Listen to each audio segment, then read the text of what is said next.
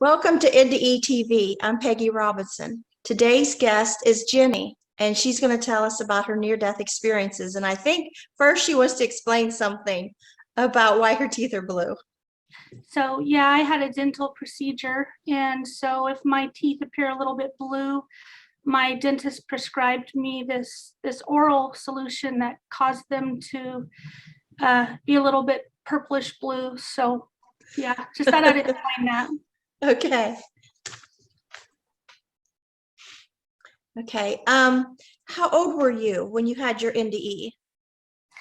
I've had quite a few over the years because I've had a lot of medical issues and things that I've been battling over the years. My very first one, if I really were to call it that, happened when I had a C-section. I caught the Streptococcus B bacteria. My child and I both caught that, my baby, and I floated off the table momentarily and decided that, no, this isn't happening. I want to be here for my baby. I want to live through this. And I was able to kind of align myself back into my body. And that was pretty much the extent of my first one. My second one happened when I have severe allergic reactions. I'm one of those kind of individuals that I'm allergic to just about everything. And I had a severe allergic reaction when I was on a road trip between Georgia and Texas. And that one was, I would call it a near-death type experience. I do not believe I died, but the veil became so thin that I would definitely call that my next, I guess, introduction to a near-death type experience. The first actual. I'm sorry. What do you mean the veil become thin? Well, I started seeing things that I understood were certainly not part of my reality, my world. I was very sick. I was on the side of the road in a little town called Forest, Mississippi. My 3 kids were asleep in the back seat. They were very young at the time. And I had been praying for about an hour. I was having breathing problems. I had anaphylactic shock, the rings around the eyes. I really thought I was going to die. And somebody began to speak to me. And at one point I looked up and I saw a stadium filled with people, and they were praying for me and my children. And I was like, wow, why are all these people praying for me? And I just, this feeling kind of washed over me that I guess before I came to Earth, I agreed to allow certain individuals to watch my life experiences so that they could learn and grow from those experiences too. And apparently this was that body of people that that not only do they, I guess, get to watch certain parts of my life, they apparently can pray on my behalf as well. Was this explained to you? But it was more just, it's almost like this feeling kind of washed over me, like a kind of a story kind of entered me, and I understood what was happening. It's kind of hard to explain.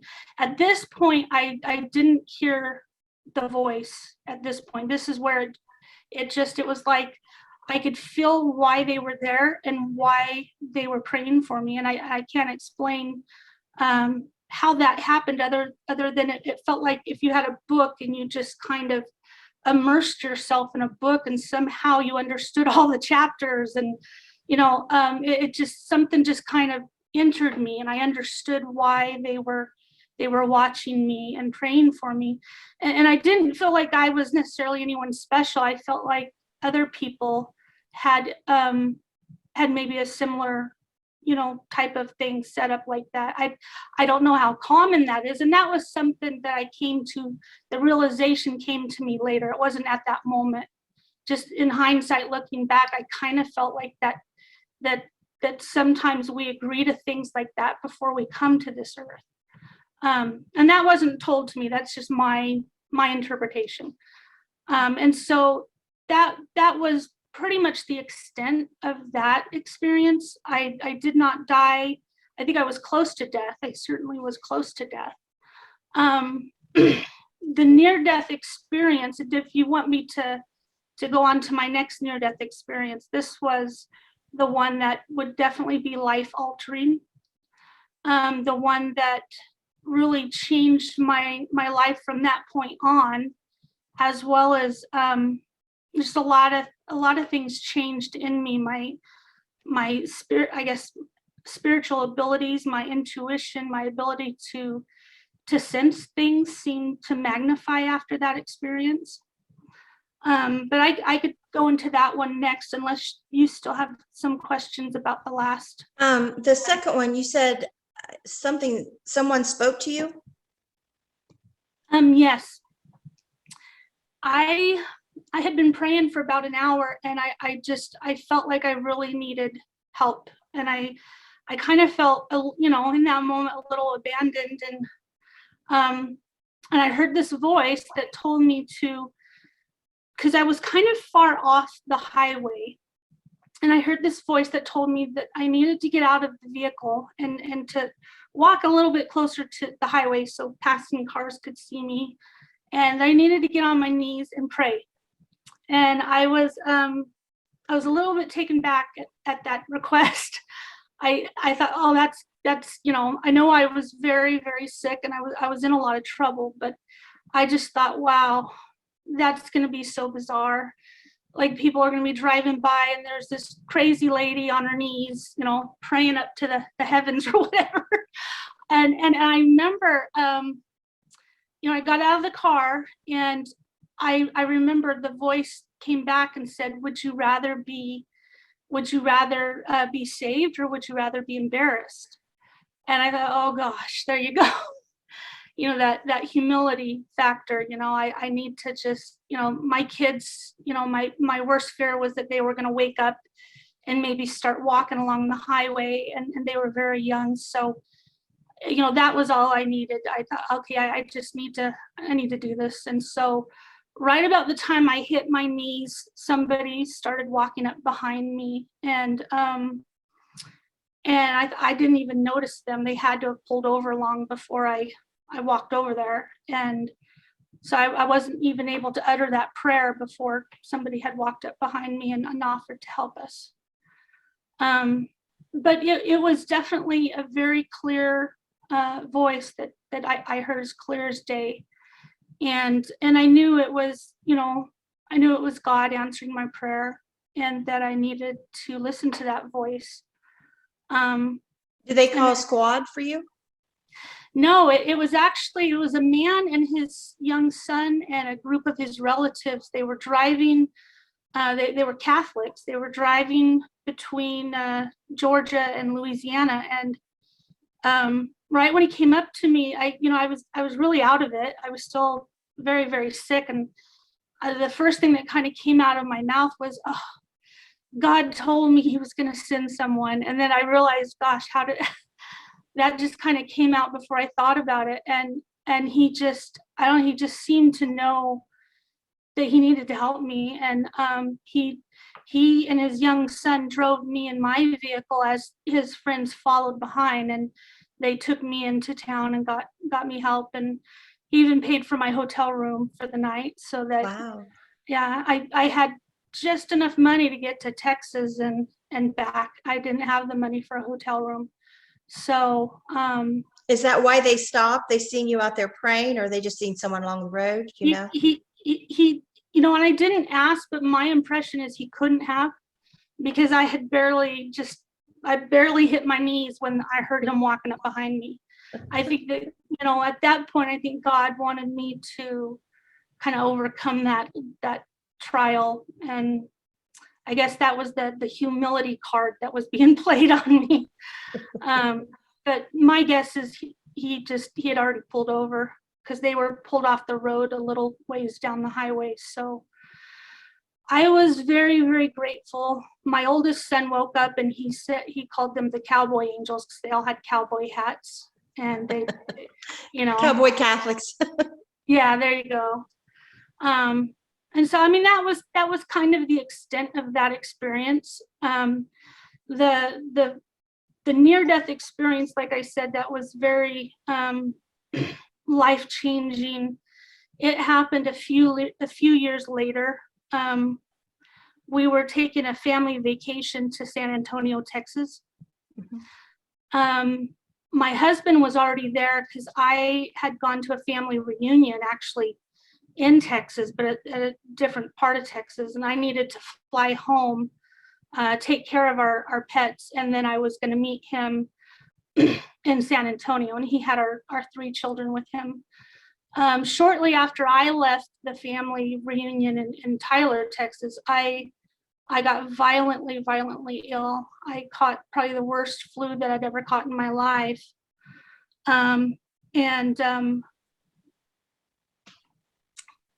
After I got back home to Atlanta, Georgia, I'd had the flu for maybe about a day and a half, and I was very worried because I hadn't kept, actually it was probably closer to 2 days by that point. I hadn't kept any food down. I hadn't kept any water down, and I would, I knew I was in no shape to travel. At the time, I had a very abusive husband. He wasn't physically abusive, but he was extremely mentally abusive. At a later point, he became physical, but he just, I was the person that was going to ruin our entire family vacation that he'd been planning for a year. He'd spent a lot of money on, we were going to Schlitterbaum's, and he had already gotten the, all the tickets and the hotel and the fancy car. And at the same time, I did want to try to push through and go, because my young daughter, my kids had never been alone with him since they were born. This was the only time that they'd ever been alone with him. And he'd had them for about 4 or 5 days by himself. And in that time, she fell in a swimming pool already. When he was at a friend's house, she fell in a swimming pool and she had to be rescued. Then my oldest son told me that since they'd arrived at the hotel, she fell in another swimming pool. And so I was horrified. I thought, oh my gosh, he's going to go to this water slide park without me. He's not watching the kids. Each time she had to be saved by someone else, and I've got to get there against, no matter what it takes, against all odds, sick or not. Was he an alcoholic, drug addict? I mean, or just no. He just he worked second shift all the years we were married. And I was one of those, I guess, house mothers. I just always cared for them, took care of them. I was the one taking them to the park. It sounds strange, but he just was not used to watching them by himself in an area that you need to be extra vigilant. And, I still don't really know all that was involved, but I just think he was being, I hate to say it this way, he's being lazy and probably lounging on the side of the pool with a drink and just not watching them, I guess. So, to make a long story short, this was the busiest traveling season of the year. And there was a lot of storms that broke out in the South during the time I was trying to get to Texas. And so when I got to the airport, and after tending to my animals, I got to the airport, I noticed that all of the flights had been backed up. A lot of them were being canceled. And I had to, in order to increase my chances, I decided to try to get out of, try to fly into both San Antonio and Austin, because they were both within, striking distance of this hotel.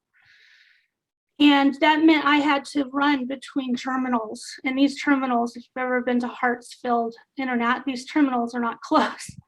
And some of the flights were very close together as far as when they left. So I had no water or fluid in my body, no energy to spare, and I was running between each terminal. And this went on with the flu.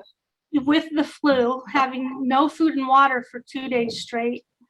And this went on for a good part of the day. I was also flying out on standby. My ex-husband worked for Delta Airlines, so I only got on if there was an extra seat. And with all the weather cancellations, the flights started to stack up pretty bad. and there just weren't any seats. So to make a long story short, by the end of the day, somehow I made it out on the very last flight. And by that point, I was really, really in a lot of trouble, like medically. I started having these Charlie horses up and down my legs. It felt like there was millions of them all at once going up and down my legs. I was extremely dizzy. I knew medically this had gone to another stage, that my body was really starting to seize up in some way. When I sat in my chair, I just thought, if I can rest and get a little water down, I'll see a doctor when I get there.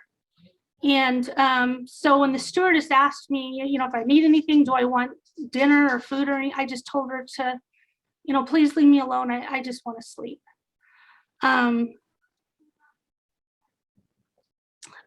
After we got on the runway, we were number 27 for takeoff, because there were these thunderstorms that had parked right over the airport, and they stopped all the flights from taking off until this thunderstorm moved. And I think it was at least 2.5, 3 hours later when we finally took off. By that point, I still wasn't able to keep any water down, and I knew something was even more wrong. I felt like I was having some type of a seizure. I remember at that point, that was the first point where I thought, my gosh, I think I could really die. The pain in my legs was off the charts. I don't know why it was just my legs and not the rest of my body, but it felt like at that point I was having millions of Charlie horses just shooting up and down my legs. I remember that in my head, I thought, I changed my mind. I think I want some help, like right now. And I remember wanting to just even scream out for help to try to get the stewardess attention. And even though the thought was in my head, I couldn't.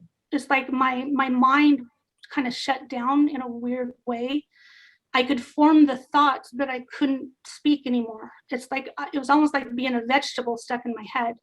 I could hear people around me. I could, the two individuals in the seat next to me, I think they had both fallen asleep, but I could hear the stewardess walking back and forth every once in a while, but I couldn't talk. And I thought, what could be so wrong with my body to where my brain is shut down to such an extent that I can't, I could form the thoughts and the words, I can't talk. My body was just seizing up on me to such a point where I guess all the systems in my body were just shutting down or something. And then I kind of just surrendered to it all. I just thought, at that point, I remember my heart was just racing 1,000,000 miles an hour, and it seemed like it was beating in an odd way. And I was, I remember wanting to I don't know, maybe make some type of eye contact, and I realized at that point my eyes weren't open. And I thought, whoa. And then the next thing I realized is that I was looking down at my body from the ceiling, and I wondered how long I had been there. And that really scared me at first. I wasn't afraid of dying. I was afraid of leaving my children alone with my ex-husband. The idea that, wow, I'm not in my body anymore. I'm not going to be able to get to San Antonio to protect my daughter. That just, for just a few moments, there was a lot of terror. And then just a very kind of strange thing happened. I would call it, I went into this matter of fact reality, if I could call it that. It wasn't that this calm, beautiful light came over me or a calm feeling. It was just that all of a sudden, I just kind of matter of factly started noting things like, okay, I'm out of my body and I'm looking down at it. And it just, the worry kind of left me. I just was in this almost neutral kind of state of mind, so to speak. And then a really, really cool thing happened, and I have no idea how to, it's a very hard thing to describe. It's like my senses went into overdrive. Somehow I could look down at my body at the same time. In the same glance, I could also look down the aisle of the airplane. And at the same time, I could see the stewardess working and making coffees and stuff around the corner. So they weren't even in view of me. They were all the way around the corner in their little area. Somehow, all in one glance, I could see all of those things simultaneously. Because you didn't have physical eyes. Yeah, and I don't know what to call that, but it was the coolest thing. And I could also see from the back of the airplane looking at the back of people's heads too, but all in one glance. And I remember I was kind of, like I said, in that matter-of-fact state of mind, but for just a moment, I was just, somehow I kind of popped out of that and said, this is so cool. I don't know what this is, but, sign me up for, forever. This is, I really, really, I loved it. It was the neatest thing I'd ever experienced. It was a heightened sense of just, I don't know, this sensory type of thing that just it really captivated me. Then the next thing I knew, I was out of the airplane and I was in the clouds next to the airplane. Let me get another drink of water. And do you think it was like where your attention went, that's where you were? I honestly have no clue. That I've looked back on this in hindsight many times. I just know that's where I was. And I didn't seem, thinking about it, I didn't look down and see if I could see that's where I was. And I remember looking in through the airplane windows. And then that same thing, I could see down the aisles, different parts of the airplane, all in the same glance that, that I was seeing in through the windows. And I remember thinking, that's even cooler, that's so awesome. What is this, And, it wasn't cold or warm. I didn't feel any wind. I didn't feel any noise from the airplane. And I remember I just sort of matter-of-factly noted that in my head that, this isn't how it should be out here. There should be this Arctic wind kind of hitting me. We're 40,000 feet up in elevation here. And it didn't scare me. I just was kind of matter-of-factly noting that. I assume you were no longer sick and having the No. seizure type spasms. And in fact, the pain was just, I remember, and this was back when I was in the airplane, I did remember, and it was still kind of matter-of-factly like, oh, I'm just, I'm glad I don't have that, but feeling a relief. But even, it should have been like, oh, but I just kind of matter-of-factly noted that, wow, the pain is gone. And I just kind of went with the flow. Like, I was glad I wasn't in that pain, but it was still kind of just matter-of-factly noting that no more pain, Now the next part of my near-death experience, I went back in the plane for a few minutes. And then the next thing I knew, when I came back out, this time I was standing over a very large body of water. It was kind of a deep cobalt blue. And it was very still. There weren't really any waves. And it was so real, like real life, like there was, it was kind of I think a sunshiny day. And there was this island. It was kind of like this barren, kind of brown rocky island that was off to the side of me on that would be my left side. In front of me, there was a table. And there was a book on the table. And then off to the right of me, there was I could see somebody that was standing there. And at this point, there was nobody there to talk to me, no voices. At this point, I guess it was somewhat similar to that experience I had in Forest, Mississippi, because just this knowledge would just enter me and wash over me is how it would just kind of immerse me, and like I understood what was going on, and I understood just the things that were happening around me, and I understood that I should not look at this individual. That if I looked at this individual, that I would not want to go back.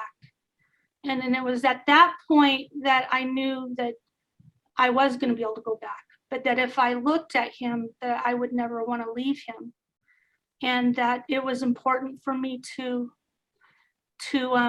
take note of him, but that it would be better if I didn't look at him. And I could see the outline of him through my peripheral vision. And it was also, I knew who he was. It was the Savior. It was Jesus. And it wasn't like if, it was just, I knew this is who this individual was. Like, everything in me just knew this was the Savior. And he stood there almost like kind of it felt like he was a guardian, like he was there to make his presence known, and to offer his comfort, and it felt like he was there to protect and watch over me. And I kind of, God knows you best, and I know if I would have looked at him, you couldn't have pulled me away from that scene. I would have, I don't think I would have had the strength to go back. It would have been, I just don't think I could have. So I think that this part of my near-death experience, looking back, it was very personalized. I looked over on the table and there was a book, and I also, and no one told me this, but I knew what the book was. It was the Book of Life. I felt like my name was in it. I felt like a lot of, not all, but many of the loved ones in my life, I felt that they were in it as well. And I looked over on the island that was off to the left, and there was a man on the island, and he was pacing back and forth on this island, and he seemed very confused, very lost. And I didn't know who he was. He wasn't my ex-husband or anyone I knew, but I did not know who he was, but I felt like I had known him at some point, and I felt like I had agreed to help him in this life, and that I also needed to go back for him. And at that point, that was about the extent of this part of my near-death experience. The next thing I knew, I was in a room, and there was an individual in this room that I had known in this life. I don't believe it was him. I think for some reason I was shown him because it was a comfort. He was a dear friend of mine. And he began to talk to me, and that's when I was introduced also to who I would call the narrator. I called him the narrator because he began to kind of speak. I couldn't see him, but he began to speak to me. And that was the very first time I heard his voice. And at a later point, I learned that I began to call him by his name, John, which is a very common name, not only on this earth, but on the other side. And Why did you pick John? Or I asked him. Oh, okay. What, and he was a father figure for me. I would definitely call him a guardian angel, and he acted as a father figure for me. And basically, this part of it's the main thing that happened. It was very quick. There was a table again. We were in a room. It looked kind of just like a kind of a sterile, maybe an interview room of some kind. And there were 3 things on the table. There were a set of keys, a watch. Let's see. Sorry about my kids are in there. A watch, some keys, and some child's toys. And that this time there wasn't really an explanation as to why I was seeing these items. I think it was so I could reflect on that later in life. And then that was the extent of this part of my near-death experience. My near-death experience actually continued for another 2 weeks. But the part where I actually left my body, that was, at one point I came to, and I felt like I had been healed before I went back into my body. I did not feel like I was healed all the way. I think some of the reason, to be honest, some of the contributing factors that made my flu worse, and I think I did get a flu, but I was using a lot of prescription medications in a way that I probably shouldn't have at the time. And I do think it made my flu worse. So I think that was kind of, I think God could have healed me all the way, but I kind of felt like he didn't necessarily want to rescue me from those other consequences. He wanted me to realize that I needed to change that behavior. So when I did come back, the veil, it was interesting. It's like it was, and I call the veil, it's what keeps us from seeing the spirit world around us, or from seeing, the spirit world. That's what I refer to as the veil. It really wasn't even there for the most part when I came back. And I remember being kind of surprised by that. I was still sick, but not nearly as sick as I was when I got on the airplane.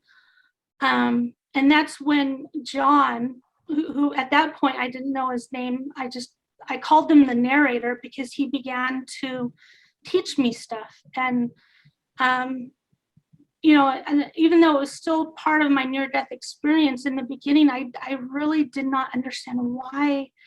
I never got to see the white tunnel or see my dead relatives, and I really, really would have loved to have seen my grandma and my aunts. And then now I was given what I would call a premortal history lesson of the pre-existence.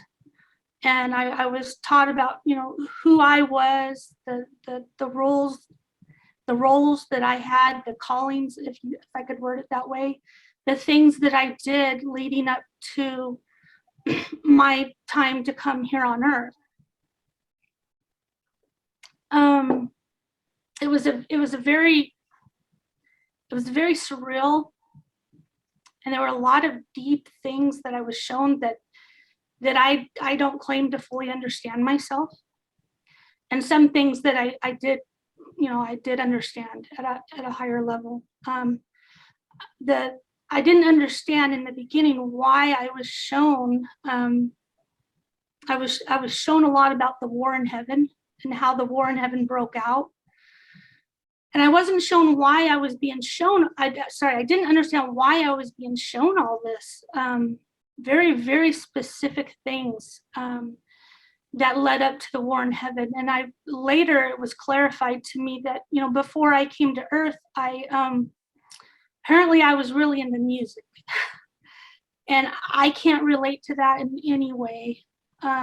If you were to give me if you were to ask me to play a simple line of music, I couldn't do it if my life depended on it. I don't even know what the difference is between an alto and a soprano. It is really that bad. And I remember thinking, you've got to have the wrong person here. I don't know anything about music. And then I was told that was done by design, that apparently I had progressed so far in music and in the pre-existence that I did not want to be given any any musical talent in this life so that I could work on other things in my life. And I said, well, they succeeded 1000%, because I'm just, I took music in college, and I don't know how I got through it. I don't remember anything from it either.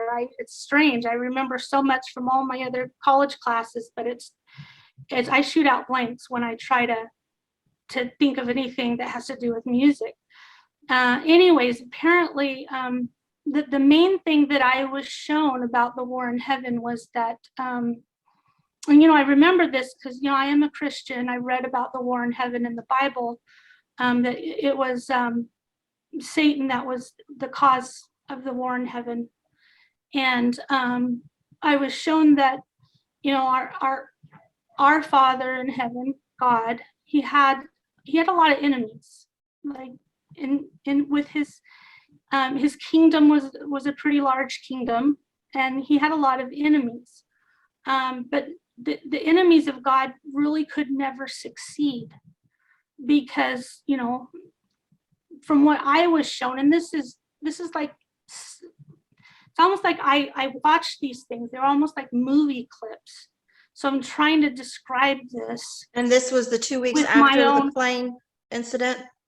Yeah, and it went on for 2 weeks.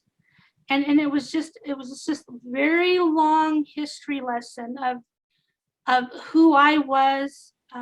It went into the war in heaven.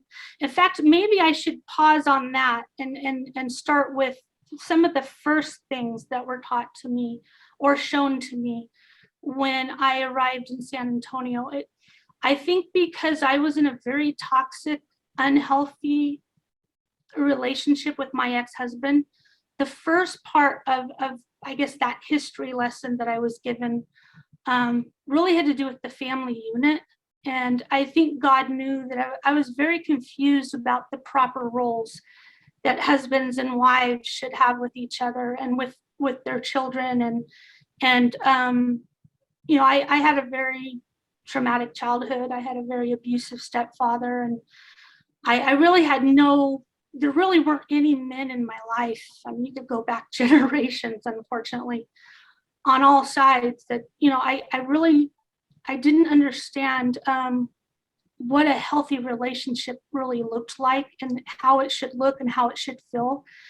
And so the first part of just this history lesson, if I could word it that way, was this very loving voice showed me, talked to me, and as he talked to me, I could see and feel things in my head that were so real that it felt like I was no longer sitting in my seat. It felt like I was taken somewhere else.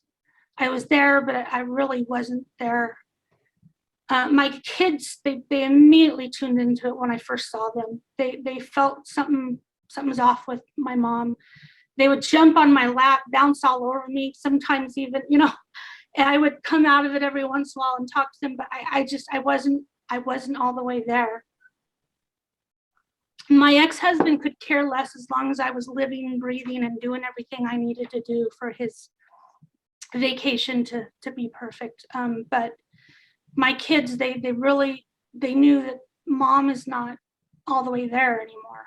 For about 2 weeks, I was kind of in another world, really. And some of the things I was shown was, the family unit. That it's an eternal thing, and that the family unit has always been there, and that my father has a mother. I'm sorry, my father has a father and a mother, my heavenly Father, and so on and so on. I know that that's not necessarily spoken of in the Bible, and I think that we're not, God has many mysteries, and we're not shown all things. We're shown what we need to be shown to progress in this life and to learn the life lessons that we're supposed to learn. And so I was taken back a little bit, because it's strange because years later, I eventually get married and have a child of my own. My daughter that I have now, I'm married to a new husband now. She always asks me, "Does God have a father?" I'm like, I can tell her now. From what I was shown, he does, and that the family unit is an eternal unit, and it's always been there. And so, in a very loving way, this narrator, he had a very, very loving, warm voice. He showed me, if I could word it this way, he really showed me the divinity within each son and daughter of God, within each woman and each man, the true divinity that really has been lost in our world, that the things of it's a spiritual, eternal nature within each one of us. And that I had never fully understood my own divine worth. And that I remember he said this many times, that it is not your Heavenly Father's will for you to be treated this way by my current husband. And it should no longer be your will. And when I said that my ex-husband was not physical, he had never been physical until the night I arrived in San Antonio, and he just mentally lost it on me. And I won't go into that, but it was a very traumatic experience for me. And after everything I had gone through to get there, I wasn't expecting that, because he had never been physical in our entire relationship. And it was at that point, I think it was just such a shattering experience. I don't know if the veil, it was still thin then, but it felt like things became, it's almost like it rolled open even wider, if I could word it that way. It right after that experience, I just was never alone after that for the next 2 weeks. It was this angel that I called John showed up, and he was there every day, and he began to teach me that, what's going on in my life is wrong, and that this was not, it was not God's will for me to go through this, and that it should no longer be my will. By the time I got back to Georgia, the kind of the next part of that began, where he started teaching me that who I was before I came to Earth, that I wasn't just into music. And I thought this was just, it was overwhelming at first. You know who Andrew Lloyd Webber is? I was apparently a conductor of music, and I conducted music on a pretty vast level. And that I had progressed so far in music that, like I said, I asked to not be gifted with that talent in this life. And I was also told that before the war in heaven broke out, that Satan, he was a very progressed soul as well, that he actually was the angel of music.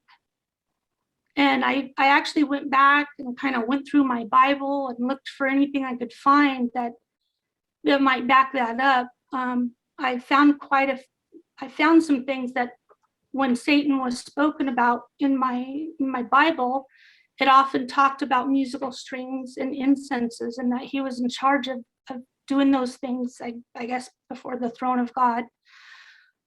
So I thought that in hindsight, I just thought, wow, a lot of the things that I was told or shown, not all, I actually could go back and find either in my religion or some type of religion, or sometimes I like to read a lot of ancient writings, Dead Sea Scrolls. It's funny, I could find little bits and pieces of the story about the war in heaven.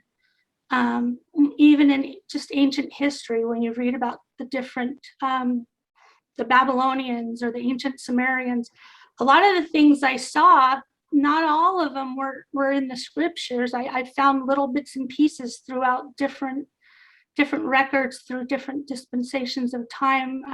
thought that was kind of fascinating.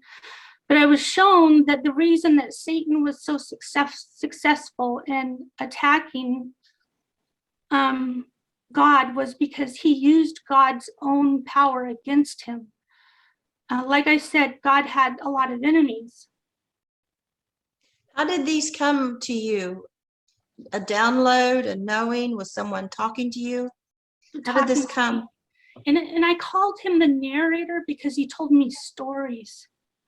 Gosh, I mean, it would be like sitting in a room and somebody telling you a story that was just so intense. You could see a lot of the story in your head. You can feel it. You could almost taste it in your mouth in a way. It's hard to explain. It's like I was there. All my senses were intact. I could feel it and see it, and I could and of course that telepathy thing that a lot of people talk about. That I experienced telepathy too, but in a different way. I think I could feel and see things and ask questions, and he immediately knew what those were, and he would talk back to me.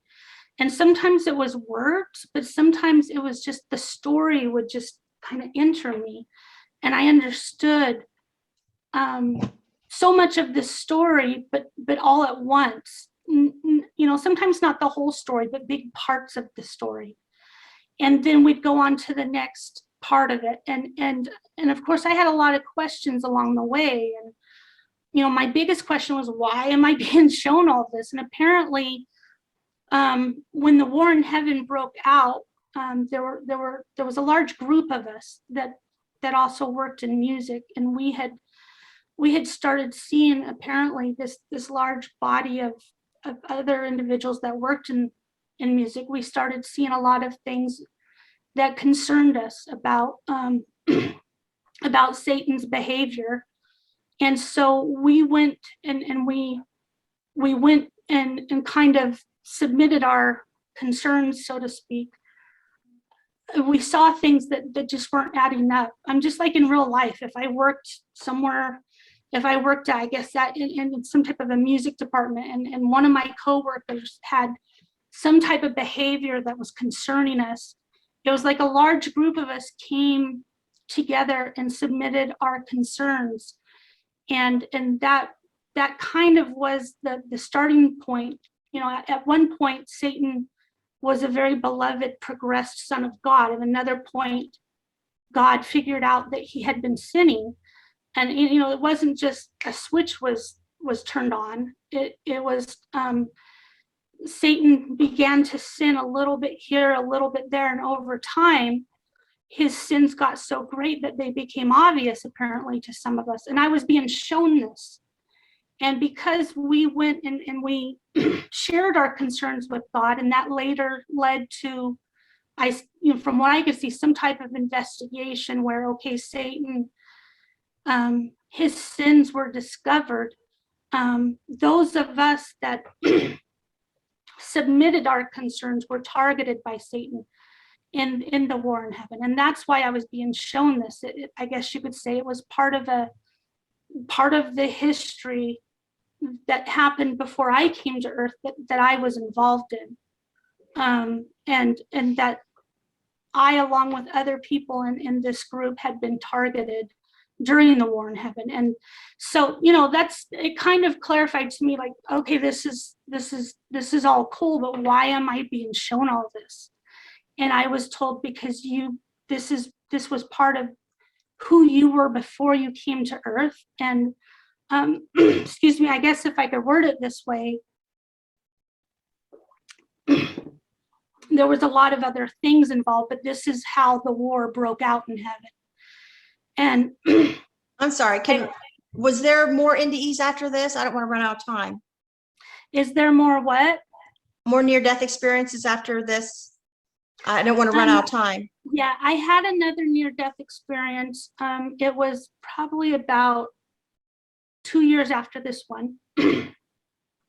During that near-death experience, I was taking a medication to help me sleep, and my doctor, he prescribed me a new medication. To make a long story short, I'm allergic to a lot of things. I had a really bad reaction again.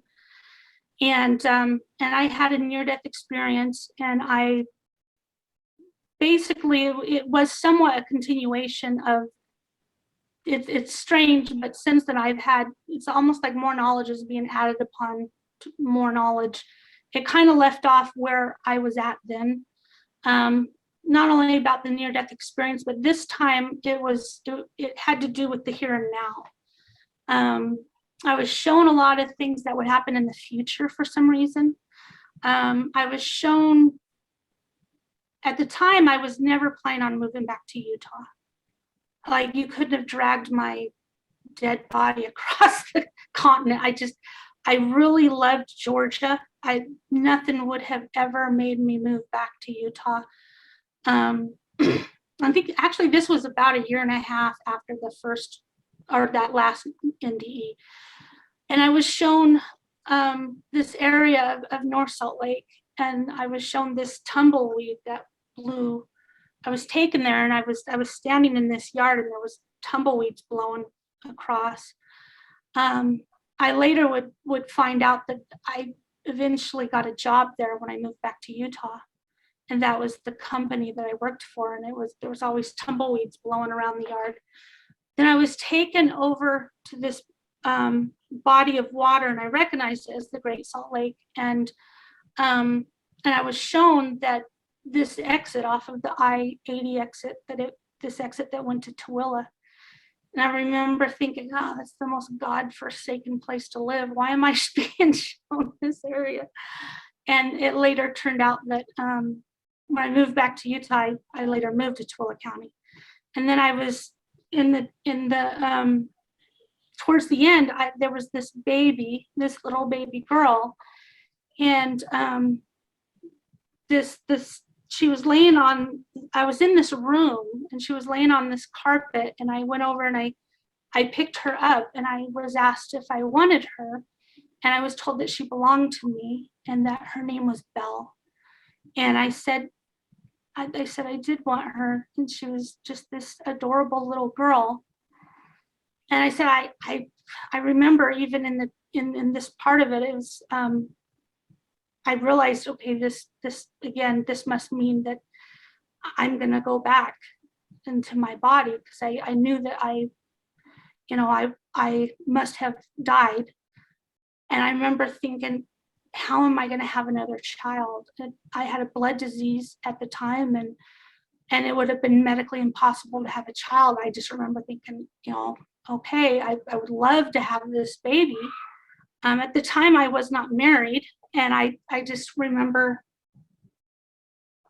being a little taken back at the idea of having another child. My youngest was 10 at this point, or sorry, no, she would have been 9 at this point. And I was like, kind of taken back by that idea. And then the next part of it, this was kind of strange. I was very high up above the Salt Lake Valley, and I saw this, and I think I was being shown something in the future was my impression. I still feel this way.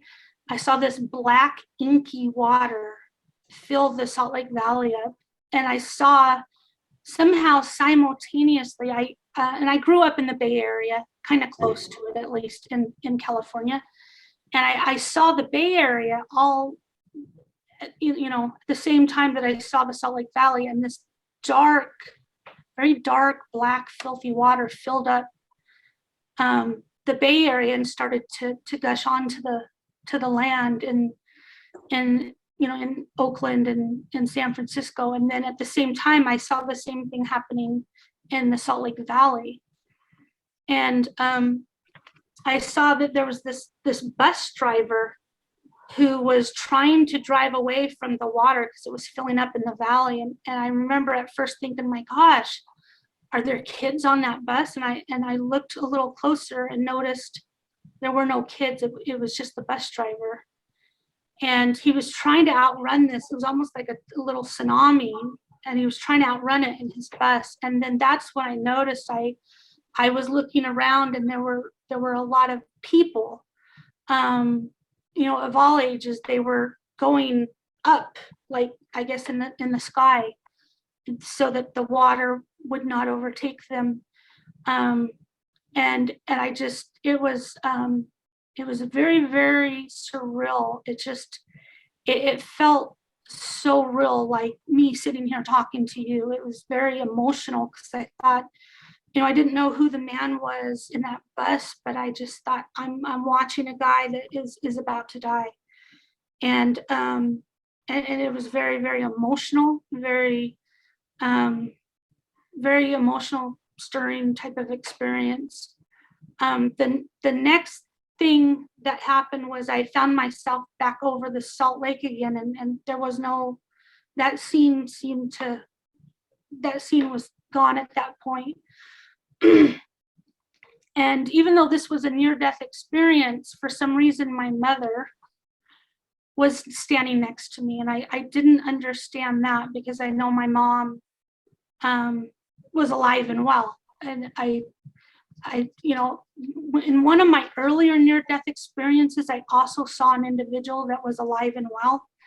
And I'm not sure, I've never read about anybody else's near-death experiences where they meet somebody and it's actually a person that's, you know, I'm maybe there are some out there.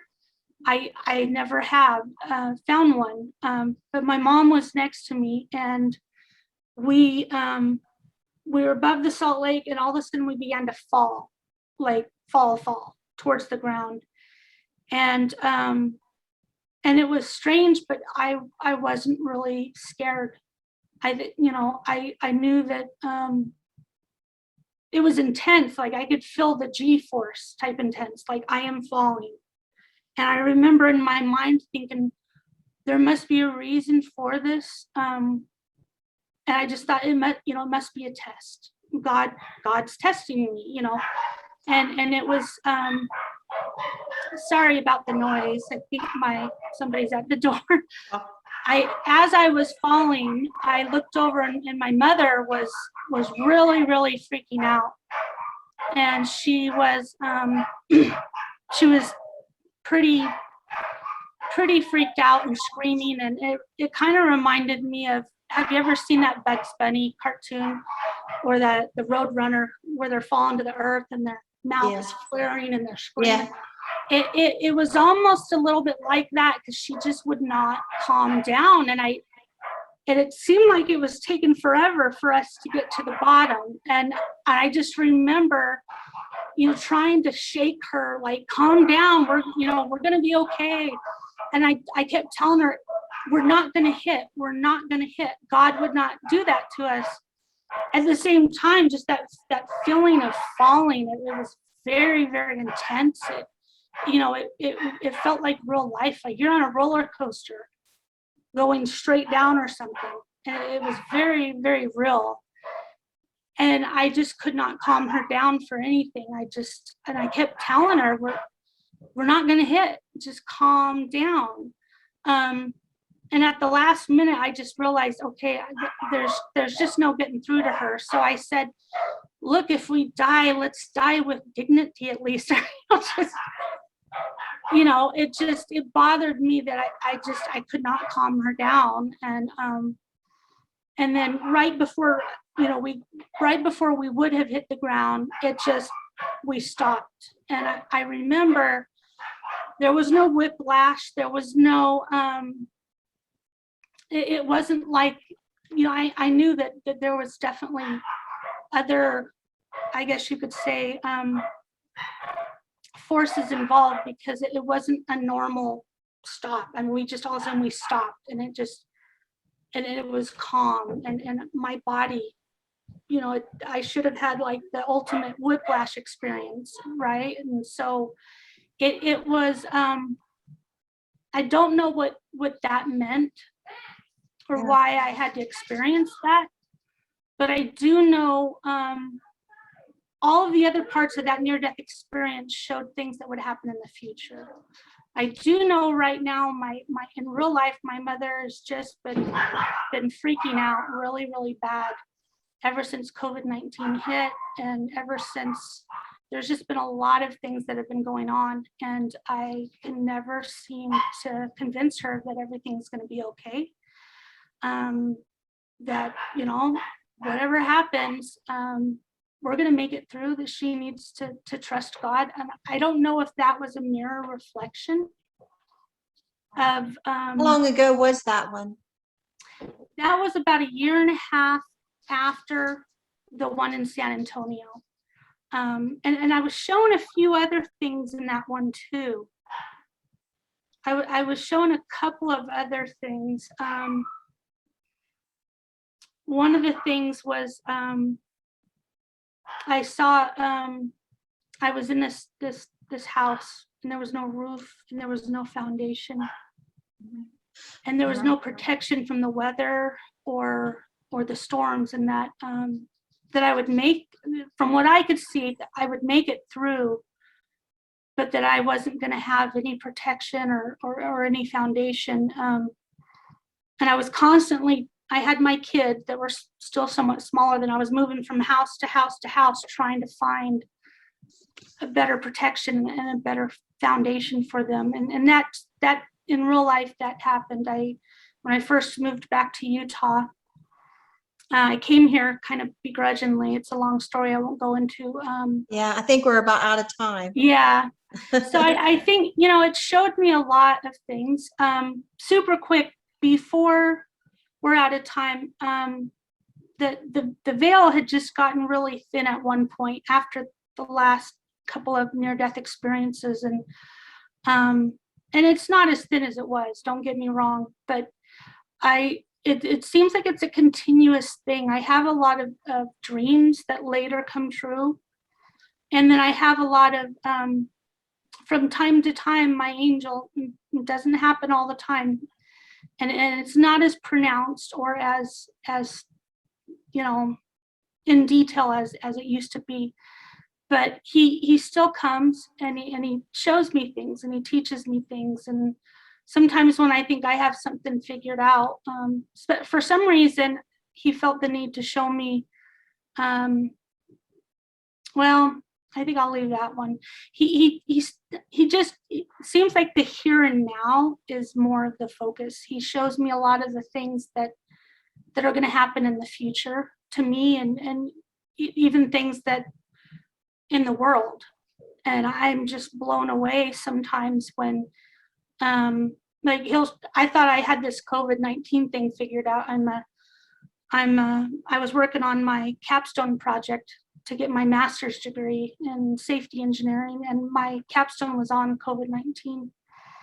And I thought I had it all figured out, and, you know, and some of the things that he showed me, I was like, wow, like the origin of COVID-19 and how it happened. And then I looked it up and researched it and found that what he had showed me happened, and then for whatever reason didn't ever really make the news.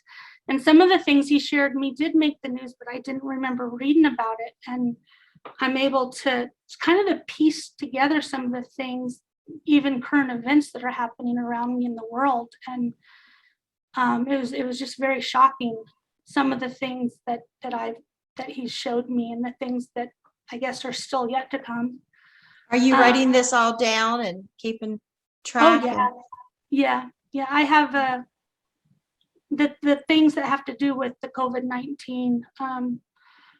You know, that was about a year ago when I was working on my capstone, and I thought about putting some of it into my capstone, but I decided I want that A. And even though I had a lot of citations to back it up, I kind of kept it to the point. But I know there's a lot of theories out there as to how COVID started and stuff, and I was really blown away at some of the things he showed me, and what really happened. So so I don't know, somehow I guess the veil hadn't all the way closed up, but it certainly isn't as open as it used to be. And I think it, you know, for me, I feel safer. feel like he's always there, and that I never feel alone. You know, I don't claim to understand all the things that I've been shown. I don't share them often because I'm always worried about, you know, how is this going to come out? Am I going to be able to explain it right? Some of the terminology I use, it's from me. It's because it's like watching a movie really, and then trying to explain that movie. And I'm not really good at that, you know? And so there was so much more that I was not able to explain in this, just because of time. There was a lot more.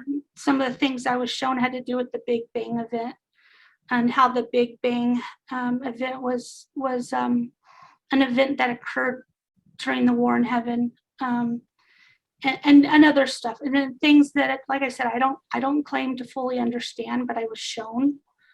And one day I hope to understand more. I've written down a lot of things, and I pray a lot and ask God, what does this part mean? Or, sometimes when you're shown things, at times I did ask questions, but other times I didn't. And I still have a lot of questions. Like, I don't understand it all, but it's a work in progress is what I'm trying to say. And my near-death experience, I've never come across another person's that was really even similar to mine. It was, sometimes it felt kind of bizarre. Like, why am I being shown all this?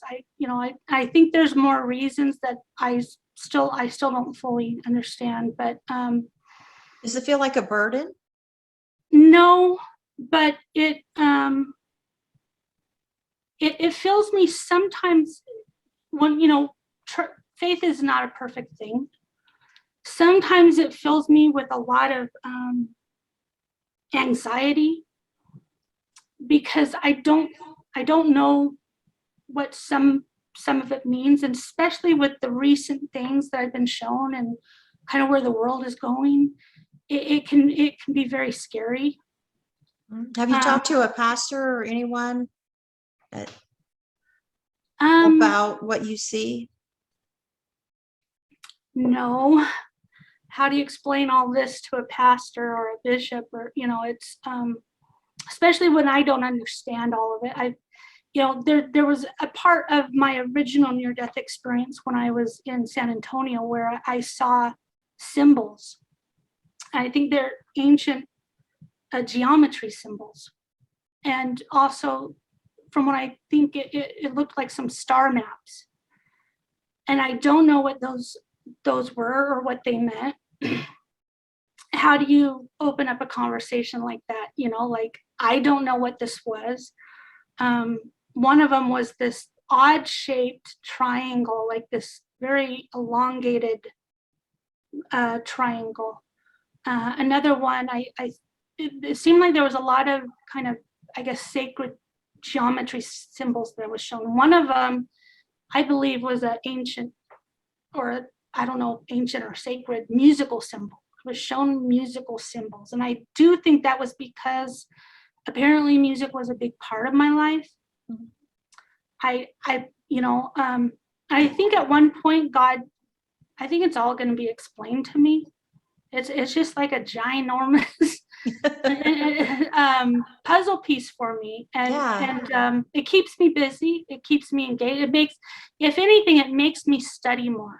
If there's one thing that makes me study my gourds out, it's searching down leads. I like to study scriptures. I like to study the Dead Sea Scrolls. Some of the things that I saw in the war in heaven, there's no way I could go through it all. I've found in the creation story of some of these ancient societies on Earth, I've found like bits and pieces of that story that I was shown. And it blows me away. So we're out of time actually now. Okay. I told my husband we'd be done at a certain time so we could go somewhere. So. Okay, well, I appreciate you having me on. I really don't know if anything I said resonates with anyone or can help anyone and may fill them with more questions than answers, just like it in some ways it has with me. But Okay. that's my story. Okay. Well, enjoy your Friday night. Enjoy your weekend. Thank you so much. Uh-huh. Bye-bye. Okay, bye. Bye.